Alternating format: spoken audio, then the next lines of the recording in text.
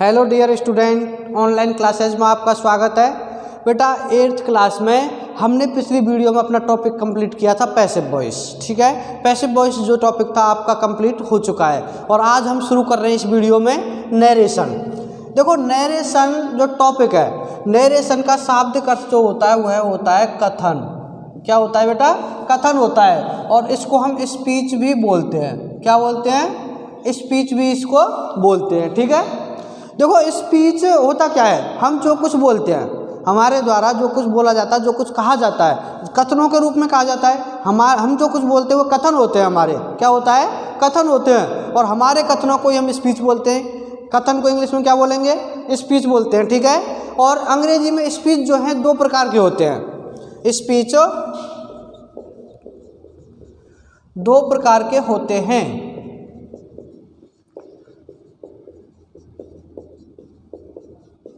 कौन कौन से? पहला होता है डायरेक्ट स्पीच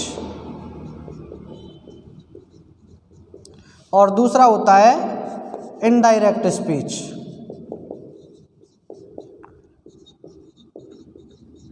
देखो डायरेक्ट स्पीच को हिंदी में बोलते हैं बेटा हम प्रत्यक्ष कथन। क्या बोलेंगे? प्रत्यक्ष कथन। और इनडायरेक्ट स्पीच को हिंदी में बोलते हैं हम अप्रत्यक्ष कथन। डायरेक्ट स्पीच को हिंदी में क्या बोलेंगे? प्रत्यक्ष कथन। और इनडायरेक्ट स्पीच को हिंदी में क्या बोलेंगे? अप्रत्यक्ष कथन। ठीक है, आगे हम बात करते हैं कि प्रत्यक्ष कथन क्या होता है और अप्रत्यक्ष कथन क्या होता है, ये हमें देखना है। सबसे पहले हम देखते हैं डायरेक्ट स्पीच क्या है। ठीक है, लिखते हैं डायरेक्ट स्पीच। हिंदी में क्या बोलेंगे बेटा? प्रत्यक्ष कथन। हिंदी में क्या बोलेंगे इसे? प्रत्यक्ष कथन। यानी कि वक्ता के द्वारा, वक्ता कौन? बोलने वाला। वक्ता कौन होता है? बोलने वाला। यानी कि वक्ता के द्वारा कहे गए कथनों को हूबहू यानी कि जैसे के तैसे, वक्ता के द्वारा कहे गए कथनों को हूबहू, हूबहू मतलब जैसे के तैसे, वक्ता के द्वारा कहे गए कथनों को हूबहू उसी के शब्दों में, उसी के शब्दों में व्यक्त करना, उसी के शब्दों में व्यक्त करना क्या कहलाता है? डायरेक्ट स्पीच या प्रत्यक्ष कथन कहलाता है। प्रत्यक्ष कथन कहलाता है। आया समझ में? डायरेक्ट स्पीच किसे कहते हैं? वक्ता के द्वारा कहे गए कथनों को हूबहू उसी के शब्दों में व्यक्त करना क्या कहलाता है बेटा? प्रत्यक्ष कथन या डायरेक्ट स्पीच कहलाता है। आगे हम बात करते हैं इसके एग्जाम्पल की कि होता क्या है, कैसे कहते हैं इसे। जैसे मैं आपसे बोल रहा हूँ या फिर कोई भी मुझसे बोल रहा है, यानी कि मैं कह रहा हूँ कि उसने मुझसे कहा, मेरा मित्र है कोई राकेश नाम का। ठीक है, राकेश ने मुझसे कहा, क्या कहा? कि तुम मेरे मित्र हो। राकेश ने मुझसे कहा कि तुम मेरे मित्र हो। अब इस शब्द को मैं, मतलब जो राकेश ने मुझसे कहा है, राकेश ने मुझसे कहा कि तुम मेरे मित्र हो, इन्हीं शब्दों को मैं आपको कहूँ, इन्हीं शब्दों को मैं आपसे कहूँ तो क्या कहूँगा? राकेश ने मुझसे कहा तुम मेरे मित्र हो। यानी उसी के शब्दों को सेम टू सेम यदि मैं आपसे कह दूँ तो वो क्या कहलाएगा? प्रत्यक्ष कथन कहलाएगा। अंग्रेजी में लिखते हैं Rakesh said to me, Rakesh said to me, मैं तुम्हारा मित्र हूँ। I am your friend, I am your friend. हो गया? राकेश ने मुझसे क्या कहा? मैं तुम्हारा मित्र हूँ। यानी उसने जैसे कहा वैसे कि वैसे मैं अगर उन शब्दों को आपसे या किसी अन्य से कह दूँ, आपसे या फिर कोई और व्यक्ति है मेरे और राकेश के अलावा, किसी मतलब हम दोनों के अलावा किसी अन्य से उन्हीं शब्दों को मैं बोलूं तो, और उसी के शब्दों में बोलूं जो राकेश ने कहा है, उसी के शब्दों में मैं आपसे या किसी अन्य से कहूं तो वो क्या कहलाएगा? प्रत्यक्ष कथन कहलाएगा। ठीक है, आगे हम बात करते हैं indirect speech. Indirect speech, indirect speech क्या होता है बेटा? अप्रत्यक्ष कथन।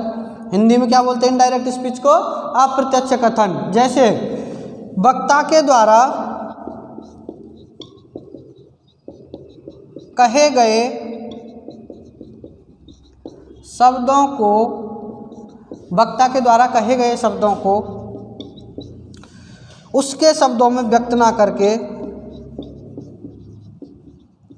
उसके शब्दों में व्यक्त ना करके अपने शब्दों में व्यक्त करना, अपने शब्दों में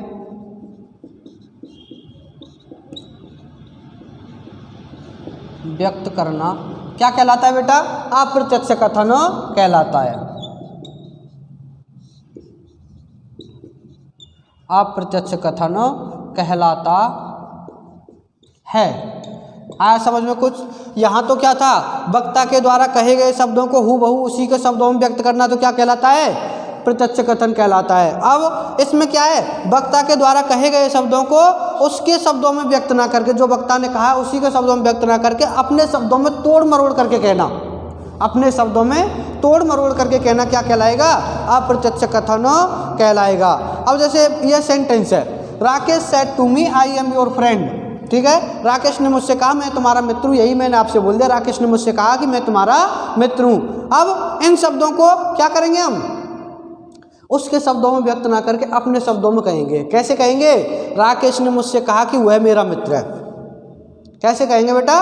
राकेश ने मुझसे कहा कि वह मेरा मित्र है। अब उसके शब्दों का काम में, उसके शब्द काम में नहीं लिए हमने, उसके शब्दों को काम में लेते तो क्या कहते हैं कि मैं तुम्हारा मित्र हूँ, यह उसने कहा। ठीक है, लेकिन हम क्या बोल रहे हैं कि राकेश ने मुझसे कहा वह मेरा मित्र है, वह मेरा मित्र है। मैं की जगह पर हमने कौन सा शब्द काम में लिया है? वह काम में लिया है। ठीक है, इसको बनाते हैं हम, जैसे कि Rakesh told me, Rakesh told me that, Rakesh told me that first person he was your my friend. कैसे बनेगा ये? ही वाज माई फ्रेंड बन गया। Rakesh told me he was my friend, मतलब राकेश ने मुझे बताया, मुझसे कहा कि वह मेरा मित्र था। यहाँ पर तो क्या है, मैं तुम्हारा मित्र हूँ।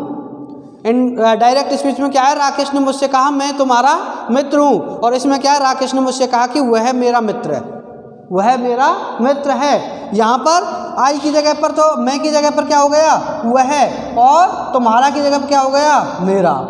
शब्द बदल गए? बदले या नहीं बदले भाई? मैं की जगह पर हो गया वह, और तुम्हारा की जगह पर क्या हो गया? मेरा। उसने मुझसे कहा कि मैं तुम्हारा मित्र हूँ, और हमने किस में कन्वर्ट कर दिया वो कि उसने कहा कि वह मेरा मित्र है, वह मेरा मित्र है। हो गया चेंज। यानी कि वक्ता के द्वारा कहे गए कथनों को उसी के शब्दों में व्यक्त करना तो कहलाता है डायरेक्ट स्पीच, और अपने शब्दों में व्यक्त करना क्या कहलाता है? Indirect speech. आया समझ में? आगे हम बात करते हैं बेटा, प्रत्येक स्पीच के दो भाग होते हैं। प्रत्येक स्पीच के कितने भाग होते हैं? दो भाग होते हैं। एक तो कहलाता है रिपोर्टिंग वर्ब, और दूसरा कहलाता है रिपोर्टेड स्पीच। लिखिए, स्पीच के दो भाग होते हैं। स्पीच के कितने भाग होते हैं बेटा? दो भाग होते हैं। कौन कौन से? एक तो होता है रिपोर्टिंग वर्ब, एक होता है रिपोर्टिंग वर्ब। मैं एग्जांपल के द्वारा समझाता हूं आपको। जैसे पहले वाला सेंटेंस था अपना, Rakesh said to me, Rakesh said to me I am your friend, यही तो था।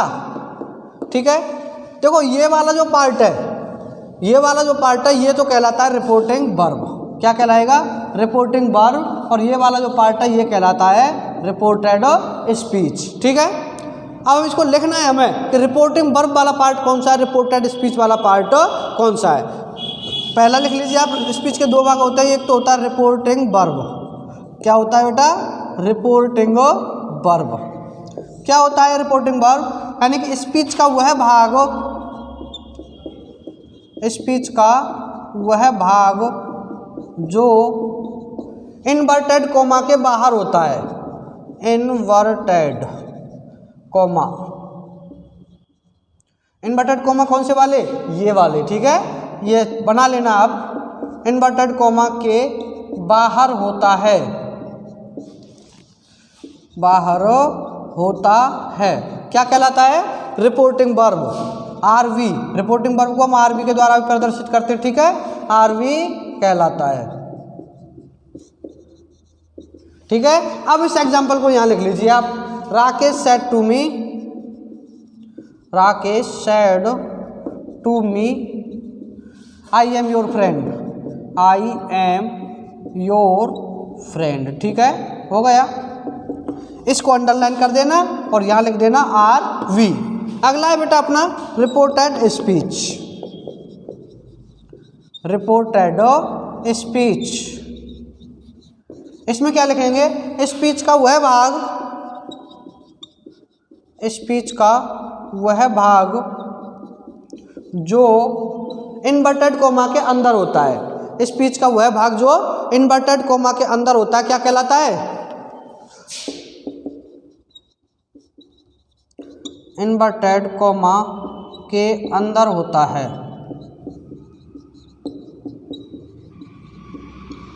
रिपोर्टेड स्पीच कहलाता है। कैसे, देखो ये जो एग्जांपल है इसको लिख लेना है आपको, Rakesh said to me I am your friend,